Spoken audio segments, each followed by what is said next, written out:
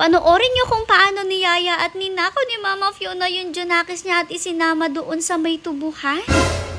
Ganito nga ang ganap tuwing umaga pag mag-uumpisa na nga magtrabaho ang ating mga kuyas. Bale, kanya-kanya na nga silang paghahanda ng paglilinis sa loob at syempre pati na rin nga ng paglabas ng ating pack members at dinidisinfect na rin nga itong off-leash area nila. Haba itong si Brindle naman, ito talaga yung ginagawa niya everyday. Ayan, nakakawala nga siya dyan. Siya ang unang-una lumalabas dito sa off-leash area bago pa nga ang ating pack members. Enjoy na enjoy naman siya kapag nandito siya at alam ko na excited rin nga kayo na makasama na ni Brindle ang pack members natin kapag lumalabas. Pero saka na nga siguro kapag alam naman natin na carry na ni Brindle at huwag kayong magalata, try din natin yan soon. Dito nga muna tayo kasi nakaalpas or nakawala nga si Brindle dyan. Ayan kasi nagbubukas na nga po pala siya ng gate niya. Hanggang sa ayan na nga makalabas na ang Brindle natin at sobrang saya nga niya dyan nung makalabas at wala talaga kaming kaalam-alam dyan na nasa labas na siya.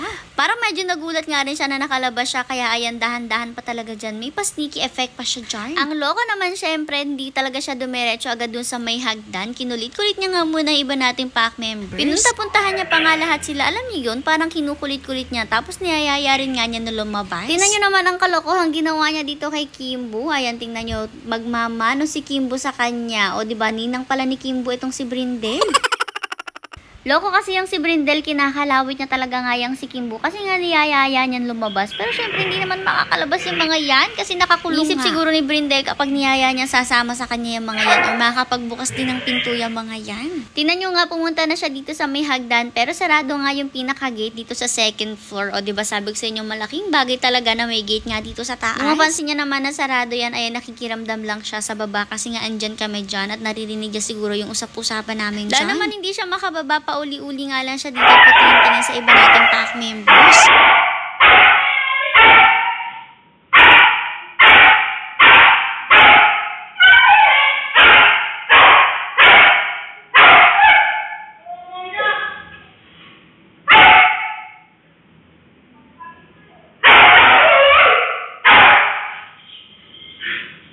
O diba nagkakagulo na rin talaga iba nating pack members since nakita nga nila si Brindle at naiinggit nga sila. Anyway, sure naman ako na nakalabas talaga at nakapagbukas nga ng kanya ng gate itong si Brindle. Kasi nga nakita ko sa CCTV noon since konti nga lang yung hagip sa kanyang pinaka-room. Nakita ko talaga na kinakalakalawit nga niya yung pinakabukasan ng gate. Alam nyo ba yan talaga yung nakakatuwa dito kay Brindle? Sobrang talino talaga niya sa lahat ng bagay. Sobrang talino ng batang yan. Parang tao nga talaga yung kasama mo kapag kasama mo itong si Brindle. Para kasi talaga siyang 3 years old na sobrang talino siya kaya nakakatuwa talaga siya. Although, at matalino naman talaga yung mga aso, pero kasi iba talaga yung pagkatalino nitong si Brindle, malatao na talaga yung kanyang effect. Anyways, balik tayo sa video. Ayan, for the uli-uli nga lang si Brindle dyan at kinukulit-kulit niya iba natin mga pack members na nananahimik. Wala rin naman kasi talaga siyang magagawa dyan sa taas, hindi rin siya makakapaglaro since wala rin naman talaga siyang kalaro dyan. Sanay pa naman siya na palagi niyang ang kalaro yung mga puppies ni Mama Fiona at lagi niyang kakulitan. Anyways, yung time na to kaya wala nakakapansin sa kanya dahil ganito nga ang ganap sa baba. Bale, binuksan nga ni na mother yung gate kasi nga nagpasok ng sasakyan. Tapos itong si Mama Fiona pumapasok nga siya dito sa loob. Noon na sinisilip-silip lang nga niya yung mga puppies niya at pakapakapapa lang siya. Pero maya-maya pa unti-unti na rin nga siyang pumasok dito sa loob. Habang inaamoy-amoy tinahanap yung mga puppies niya. Dumiretso na rin nga siya talaga dito sa may kubo at ayan nakikiramdam pa siya kay mother dyan. Dito nga mapapansin nyo na tinatawag na talaga yun niya yung anak niya. Parang sinusundo nga niya, lalapitan niya tapos tatakbo ulit siya palabas. Nung hindi naman sumunod sa kanya yung mga puppies niya, pumasok nga siya ulit. Medyo conscious nga lang talaga siya since andito nga si mother at nanonood sa kanya. Hanggang sa maya-maya pa ito nagsitakbuhan na rin nga yung mga puppies na papalapit sa kanya at kita nyo naman kung saan yung papunta niya kapag nandyan na yung mga puppies. Talagang lumalabas-labas nga siya dyan. Tingnan nyo paglabas niya tapos hindi sumunod yung mga puppies sa kanya, babalikan ulit. Nakailang beses nga siyang ganyan na para magpapahabol siya sa mga puppies niya since niyayaya niya nga palabas. Pero kasi itong mga puppies niya ay takot talagang lumabas. Nakailang ganyan nga rin siya at walang sumusunod sa kanya kaya feel talaga ayan nagtataka siya kung bakit ayaw lumabas itong mga Junakis niyang yan. Hanggang sa maya-maya pa talagang may isa na nga na nakalabas at sumunod talaga sa kanya. Super happy na ni Mama Fiona nung time na yan at ayan na nga siya talagang kung sabihin nga ay inakay ni Mama Fiona itong puppy niya papalayo dito sa mansyon. May kasama rin nga siya dyan. Ayan, diba? Bale, dalawa sila na nagyayaya dito sa mga puppies na to papalayo. Wari ko yan nga yung kapatid niya. Buti na lang nga at nandito rin si mother. Tinawag na nga yung mother muna itong puppy para nga hindi na makasama dito kay Mama Fiona. Nagsorry na lang nga sila kay Mama Fiona since hindi nga talaga talaga pwede na isama niya itong mga puppies niya. Kasi nga, syempre, lahat sila may kanya-kanya ng mga fur parents na pupuntahan soon. At syempre, ay din naman natin na mamuhay na nga lang sila dito sa may pinakakalsada. Maganda na nga na may forever home sila. Tapos, syempre, meron din nga nag-aalaga sa kanila. Mahirap kasi talaga yung pwesto ni na Mama Fiona na sa tabuhan nga lang sila naninirahan. Since delikado nga talaga palagi yung buhay niya, alam niyo naman talaga yung nangyari nga sa kanya noon. Anyways, ito naman yung kuha sa CCTV kung ano yung ginawa ni Mama Fiona sa Junakis niya. Ayan, kita niyo talagang pinasunod niya at inakay-akay niya dyan. Parang tao din talaga itong mga to, ang tatalino. Papunta na talaga sila dyan sa may tubuhan at papaligo na nga dyan. Buti na lang tinawag ni mother itong puppy at lumapit din naman sa kanya. Nung time na to, takang-taka na si Mama Fiona kung bakit inaagaw natin sa kanya yung puppy niya. Sabi na nga lang din natin kay Mama Fiona, maganda naman yung pamilya na pupuntahan nitong kanyang mga puppies at mabait syempre at maalagaan sila ng mabuti.